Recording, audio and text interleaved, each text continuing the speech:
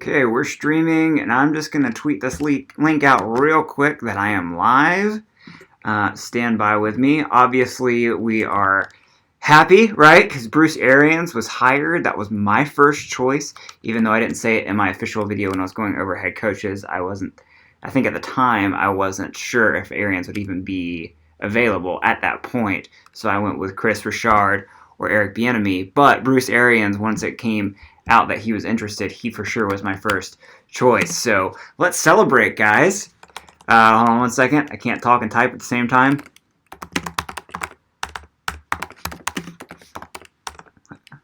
Tweeting. This is great. Live television, so to speak. All right.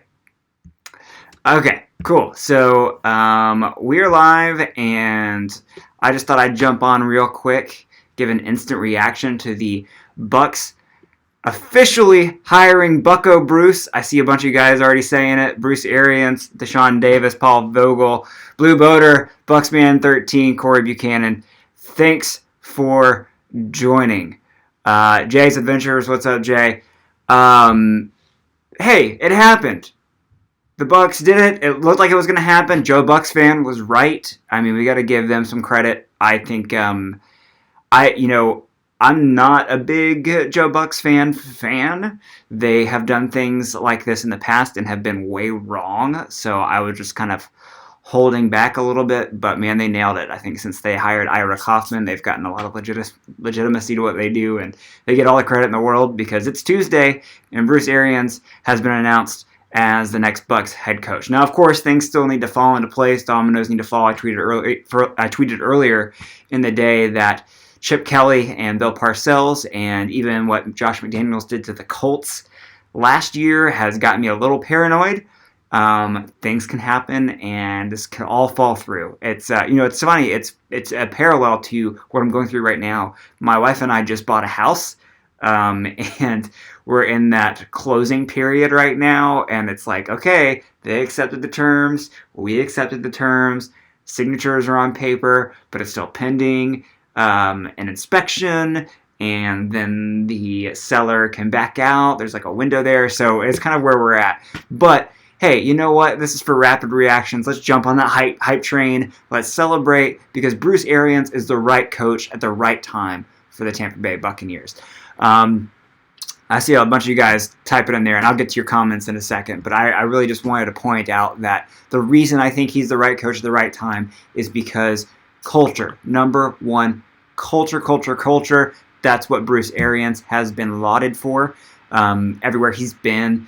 The fact that he turned a desperate, kind of dismal situation from the Colts when they were going through kind of the Chuck Pagano uncertainty with his cancer, he turned them into winners.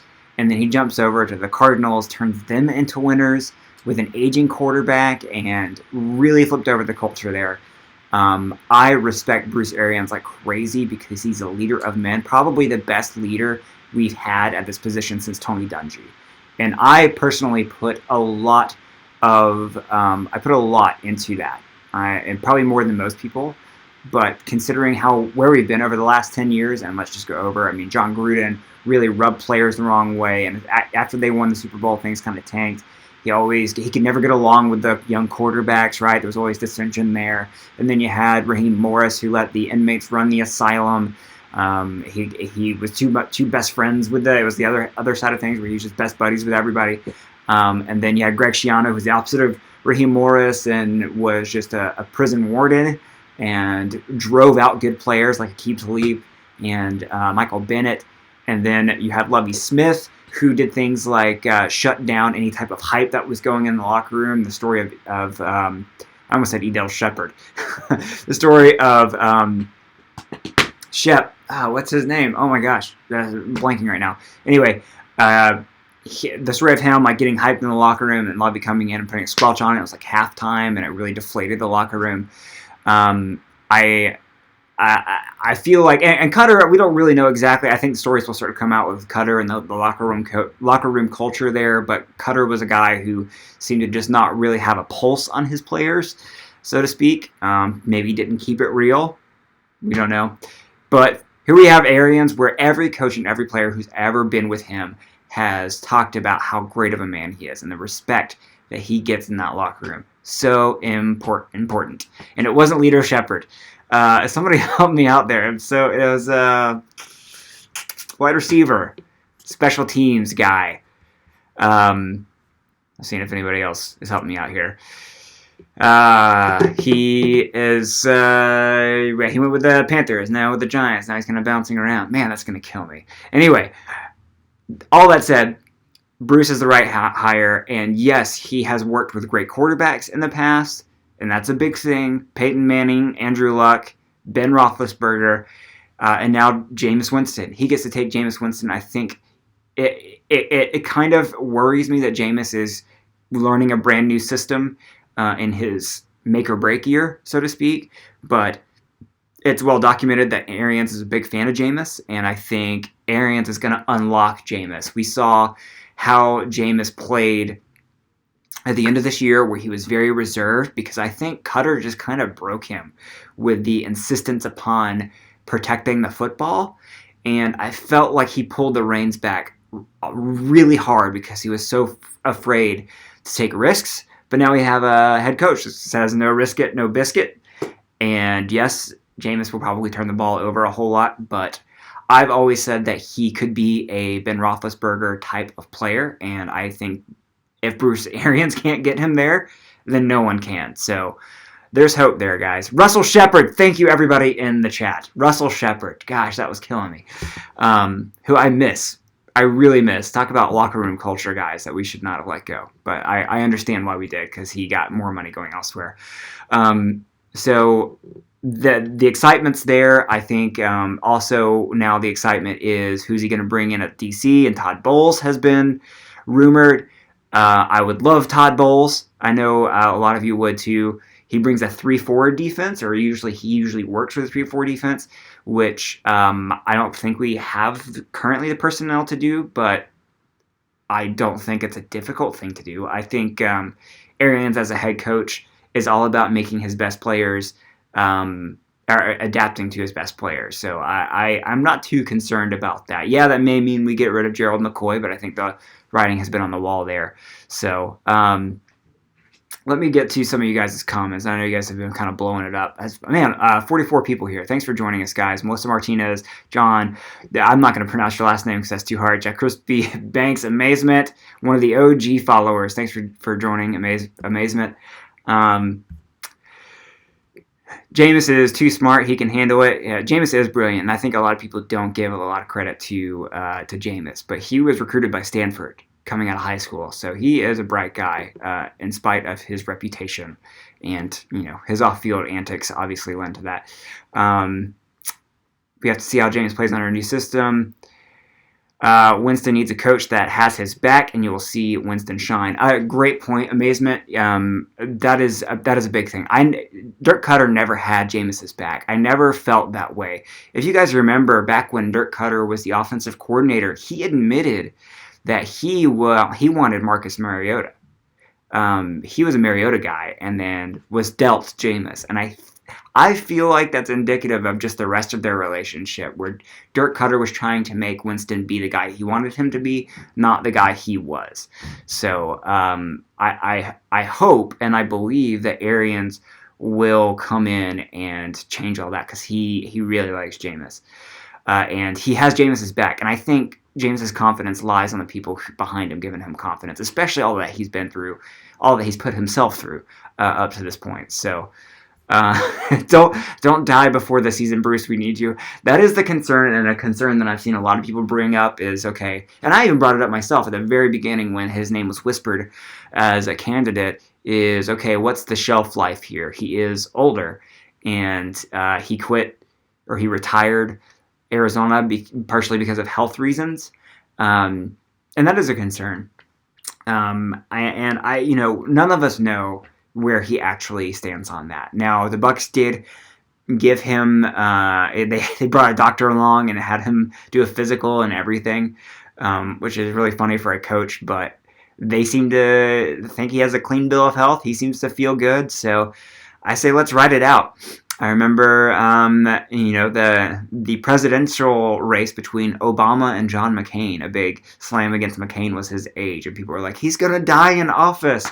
But of course, he lived through all of it. So it's just one of those things where we don't know what's gonna happen there with his health, and I'm not gonna speculate. I think one big thing is that Bruce Arians is a smart guy and he wants to win. He's competitive. I don't think he's gonna half-ass this. I think he has unfinished business, and I think that's why he's coming back. And so it excites me. And the fact that he said that he's not going to call the plays. He's going to take a guy that he has groomed to call the plays, which leads me to believe that he's going to groom somebody to be the next head coach and is going to take over. So whether that's 3 years, 5 years, 8 years, or whatever, as long as it's not just 1 or 2, I think we're in good shape. And what we've needed this entire time, guys, was that culture change. And that's what Arians is. If he's here for just, say, 3 years, at the very least, he can be the catalyst of stopping all of the losing culture. Think about guys like JPP and the attitude he has brought here.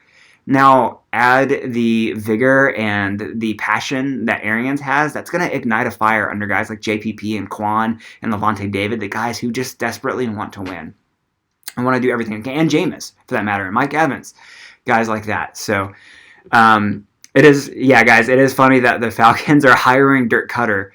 It's so interesting because now they have Rich McKay as GM, or no, not GM, president, and then they have Dirk Cutter as their offensive coordinator, right? They have Raheem Morris as, what was he, the wide receivers coach, last I checked. Who else? I feel like they have somebody else. Oh, there was whispers that they might also look at Greg Schiano for defensive coordinator. I think that would be super hilarious. The 3 Bucs head coaches and Rich McKay. Anyway, I am actually not afraid of Cutter being in a division rival, and the reason is because Arians is going to bring in such a different look on offense and defense with whoever he brings in, whether it's Todd Bowles, that I don't think Cutter's going to have a whole lot to give. And I think the most input he can give the Falcons is Jameis. I think he knows Jameis really well, and the offense and Mike Evans and all that. But I don't think it's going to make that much of a difference with him being with the Falcons. So good luck to them, because one thing I actually haven't pointed out on Twitter, and I've been meaning to, is that losing seems to follow Dirk Cutter.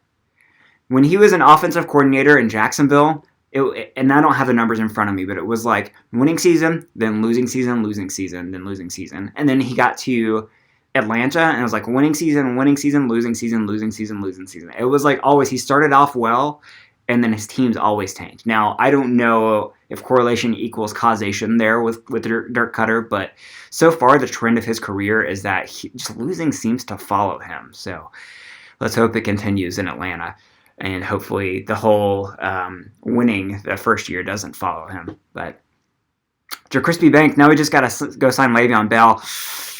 I don't know if I'm on board with that. Number one, because he's not a team guy. That would not really do great for culture, but also because of how expensive he is. And we're already in cap trouble, and I know we can dump a whole bunch of players to make the room.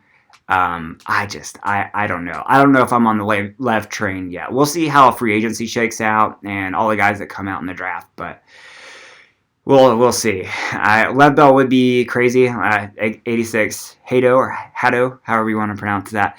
Le'Veon Bell would be crazy, and I think Bruce could pull that off. And that's the thing about having a coach with this kind of attitude and this kind of respect in the locker room, that you can pull in guys that might have a little bit of not so great character, and he could help bring them together.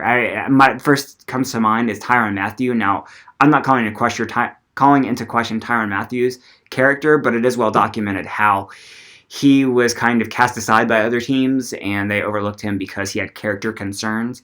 And Bruce Arians took in the Honey Badger and made him what he became in Arizona. And since Tyrann Mathieu has been away from Bruce Arians, he hasn't really done anything. So Arians is a guy who gets the most from his players, and that's another big positive with Bruce Arians. So, Joshua, what coaching positions are left for the Bucs? Well, just about all of them. I think they're all up in the air. I know, and I'll have to go back to the original tweet. I think it was Ian Rappaport Yeah, it was Ian Rappaport that mentioned that Arians hopes to finalize deals with Harold Goodwin as run game coordinator / O-line, Byron Leftwich as pass game coordinator. I don't think that means offensive coordinator, by the way, and Clyde Christensen as QB coach. Those are the only ones that are mentioned, but none of them are solid. So right now, all positions are open for coaching, and that doesn't mean that, like, say, Brinson Buckner can't come back. I think what I last heard was that they are all allowed to test the waters and see who else is out there. I do expect Brinson Buckner to come back because that would just be a reuniting with Bruce Arians. I think that's a good fit. So hopefully Brinson Buckner stays, because the defensive line, while it started shaky, ended up great, and that's with the underperformance of Vinnie Curry and Mitch Unrein being hurt, and the underperformance of Bo Allen. The defensive line looked great this year, especially at the end of the year, and credit's got to be given to Brinson Buckner there. So, amazement. Leftwich did okay with Cards and Rosen once he took over offense. That one's tough because they were just that was a team just in complete shambles. It's hard to really judge how Leftwich did. The Cardinals did do better when he took over offensive coordinator, but they were still, like you said, okay. I'm not a big Leftwich fan, but the jury's still out on him, so I'm not going to throw him completely under the bus. Kareem Hunt, yeah, that would be interesting. I doubt we'd go that route either, just because I feel like a team's got to sign Kareem Hunt that is okay at running back already, and they are willing to deal with whatever suspension comes his way. Because remember, Kareem Hunt has to get off of the commissioner's exempt list and go through the process of being suspended, because he will be. So once you sign Kareem Hunt, then you have to deal with, 6-game suspension or more. And that's the circus I'm not sure you want to bring in your first year as head coach. So we'll see. I do love the way Kareem Hunt plays, but that's a PR thing that maybe you don't want to go through right now. I agree with bringing back Adam Humphries, but all this discussion can have about specific players and stuff. All that can be had at a later time.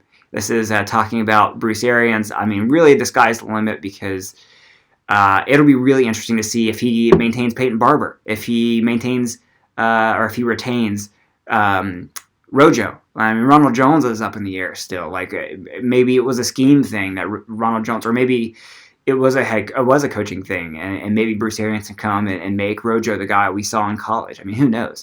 There's a lot we can speculate on. Right now, we are in the time to celebrate and the time to have optimism. Guys, and I know there's a lot of people out there that really just hate it when people jump on the hype train and go hyperbolic all over the place and say, hey, pump the brakes or whatever.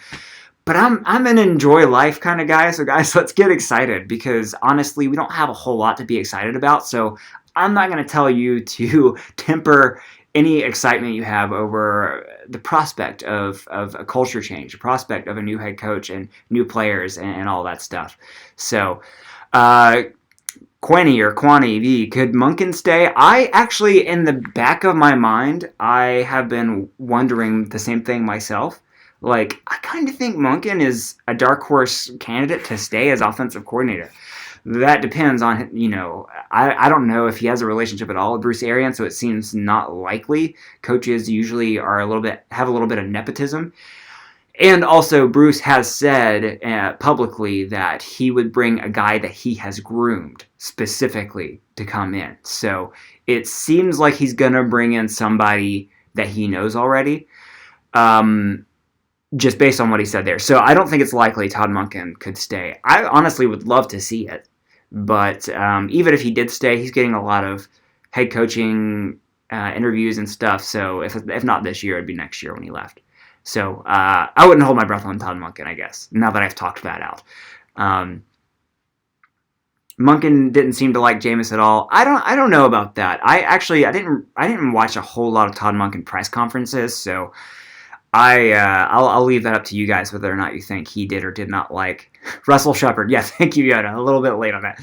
I don't know if Todd Monken did or did not like Jameis, but I do think that Monken did a lot more with Jameis. But who's to say?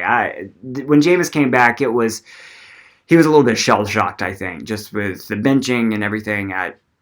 this year was so weird. So one thing, guys, and I will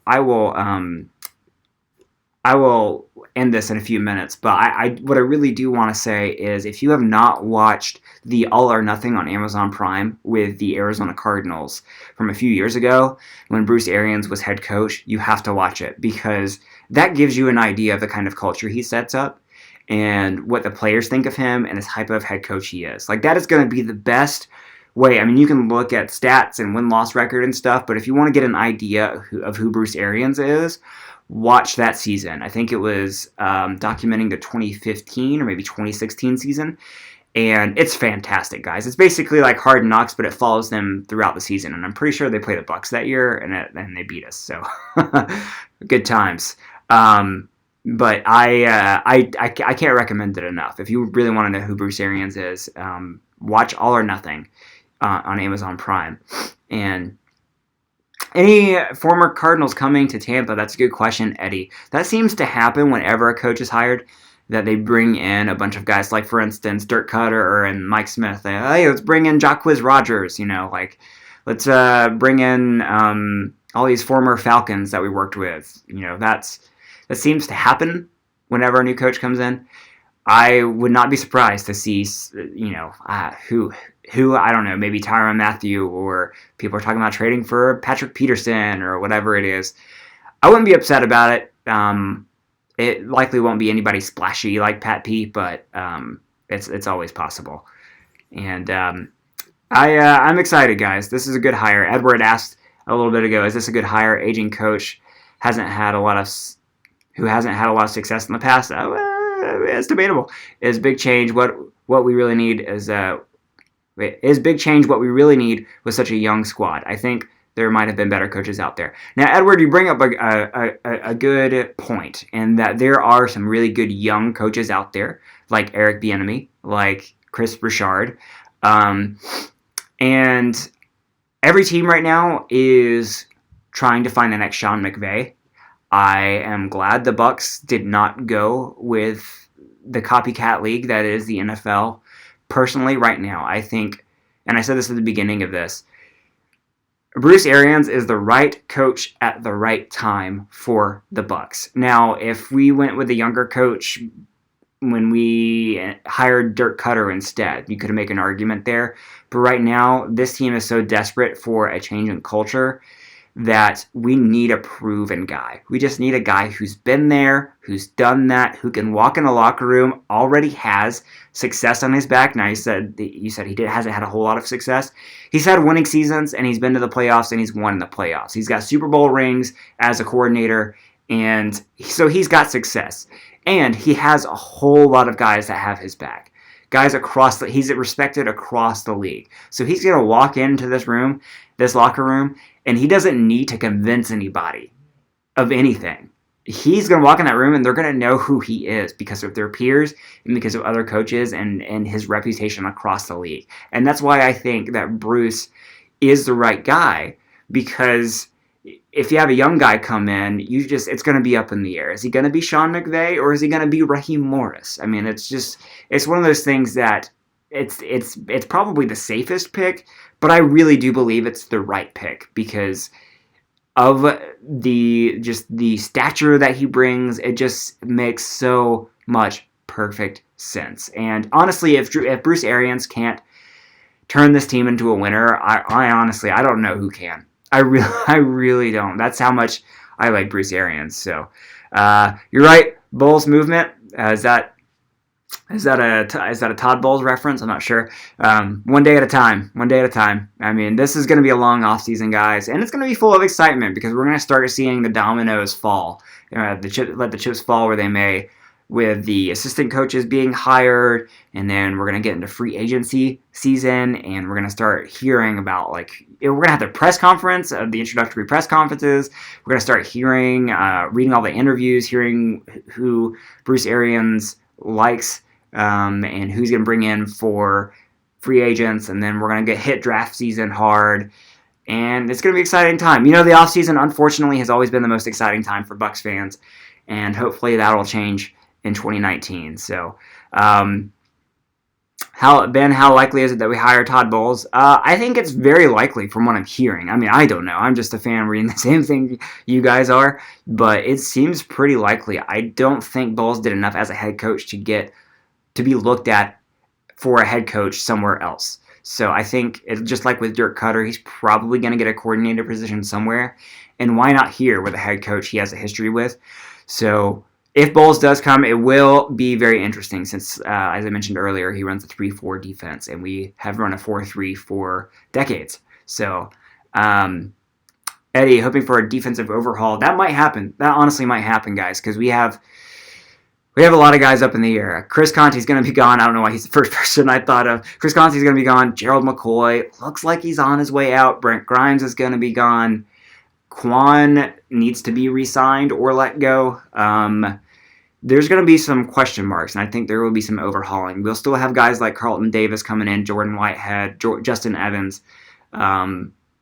Obviously, we're keeping JPP. He's already under contract, so that's good. Vita Vea is going to be there.